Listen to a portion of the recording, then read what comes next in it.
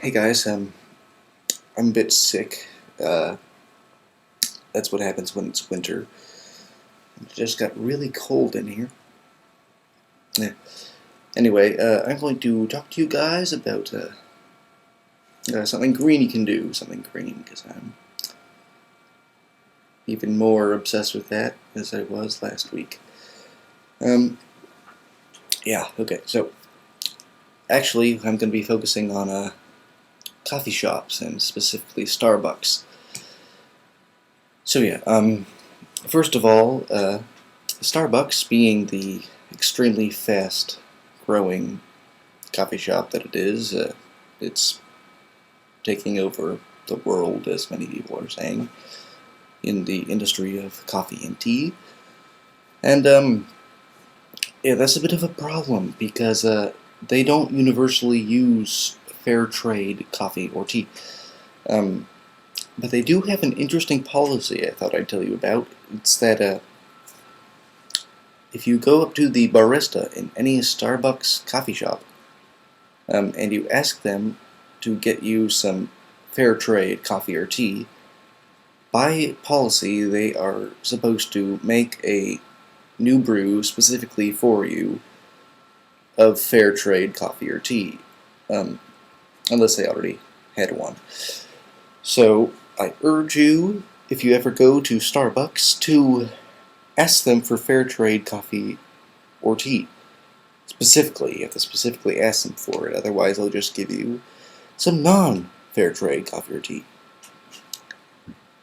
I suppose some of you don't even know what fair trade coffee and tea is.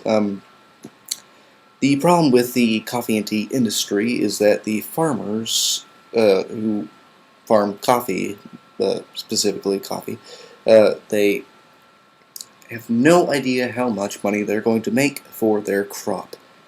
You see, the problem is the prices for the coffee beans fluctuate so much that I'll make up some random numbers. They could be 10 cents a pound the next day, one day, and then be $2 a pound the next day, and then 5 or 10 the next day, and then back to 5 cents a pound, and then it's crazy. They have no idea how much money they're going to get for their crop, which is bad because we want them to farm the coffee, and if they're not getting fair prices, then we're not going to get fairly traded coffee.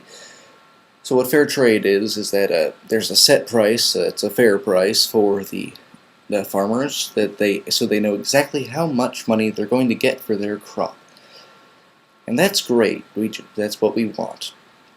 So fair trade coffee. You should always ask for fair trade coffee, especially at Starbucks where they have that policy. And they don't normally sell fair trade, which is why I don't like Starbucks. I personally like the local coffee shops better, where they don't always necessarily use fair trade coffee, but they're not as widespread.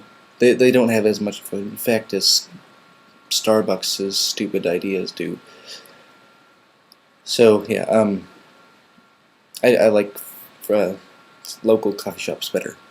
Anyway, another thing you can do, every time you go to Starbucks or any other coffee shop, pretty much any time, you're going to have one of those little wax paper cups, or big wax paper cups, and some people go to these places maybe 2 times a day, or maybe 5 times a week, or even once a week. But hey, those wax paper cups, they add up. It's nearly all recyclable material, and it's not going to get recycled because of what it is and in its nature. Those wax paper cups don't get recycled. And those add up. You could say, I'm just going to guess that with low traffic in a coffee shop, they may be using 5,000 cups a week or something. That might be a bit much, but they're using a lot of cups. So the best thing you can do is you can bring your own cup or mug. You can get one of those nice mugs, or you can do as I'm doing right now. I'm just starting to paint my own mug, which I'm going to bring with me to any coffee shop that I ever go to. Because all you'll do is you'll ask them to fill up your mug instead of their cups, and you ask them to charge you based on how big your cup is and how much it compares to other stuff. And you have to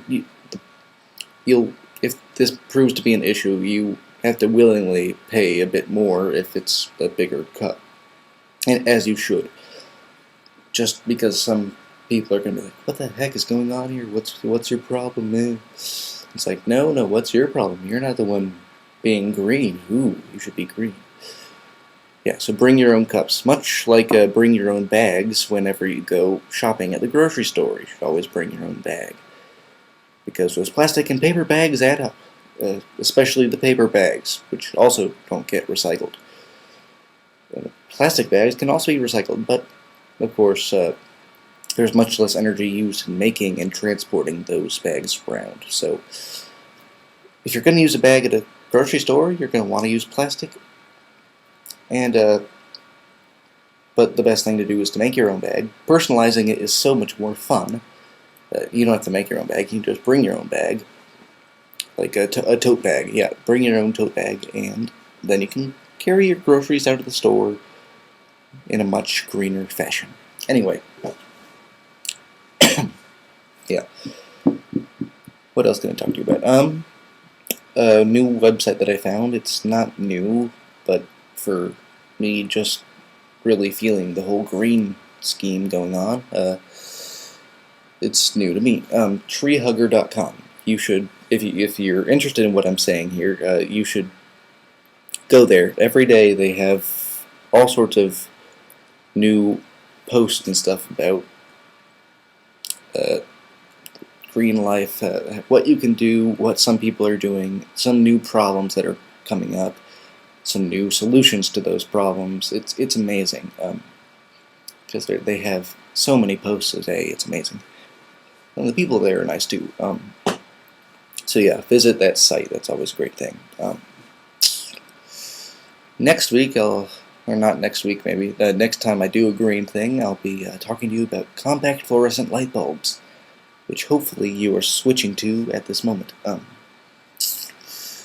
So yeah, all of this, I'm directing it to you. Do what I'm saying. It really could make a difference. Please do it. And I'll see you sooner or later. And hopefully I won't be sick then. Thank you. Bye.